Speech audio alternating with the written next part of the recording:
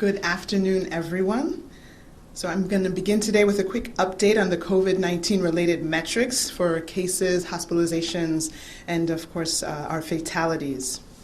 So the good news is that Illinois has seen declining cases and declining fatality totals week after week for the past 5 consecutive weeks.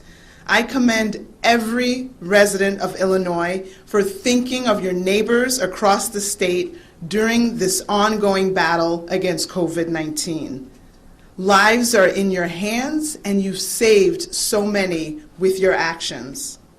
These actions have given Illinois a leg up against this virus. Since yesterday, we are reporting 601 people who were newly diagnosed with COVID-19, for a statewide total since the beginning of this pandemic of 137,825 cases. That does include 38 additional fatalities for a total of 6,707 lives lost. But let's recall that at our highest, we reported 4,000 cases within a single 24-hour period. That was about 6 weeks ago. And we reported 191 deaths on May 13th. But as of last night, 1,648 individuals were reported to be hospitalized with COVID-19. And of those, 424 patients were in the ICU and 236 patients were on ventilators. We peaked at over 5,000 patients in the hospital with COVID-19 and 1,290 ICU patients on April 28th.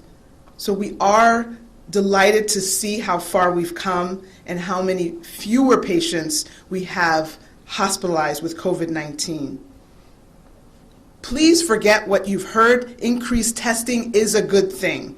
Testing capacity across the state continues to grow. To date, 1,399,000 tests have been run, with 20,507 being reported in the last 24 hours.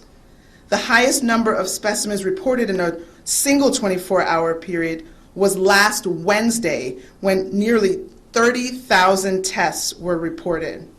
These are all positive signs and affirm that the steps we have taken to slow the spread of COVID-19 are indeed working. So as we move forward, we need to get back to the things that we have been putting on hold. Now is the time to schedule your kids' back to school physicals if you haven't already. We need to make sure that the kids get checked out by their providers and get their life-saving immunizations. Earlier during the pandemic, we have seen a decline in immunization. So now it's time to catch up. No more waiting. Doctor's orders. In Illinois, we have seen that the pandemic has had significant impact on students and their families, as well as the educators and the school staff. Learning and socialization that happens within school are keys to our success as a community. Yes, there could be another surge of COVID-19 in the fall or perhaps earlier, but let's make sure we take this opportunity now to get to our doctors. Let's get our immunizations, let's get our health screenings, let's get as healthy as we can. Your baseline health status affects how you fare against this virus. This includes parents and teachers too. Get your blood work done, your mammogram. I went for my mammogram this morning. Get your colonoscopies. Take care of yourself and your loved ones. Let's continue to do what we know works.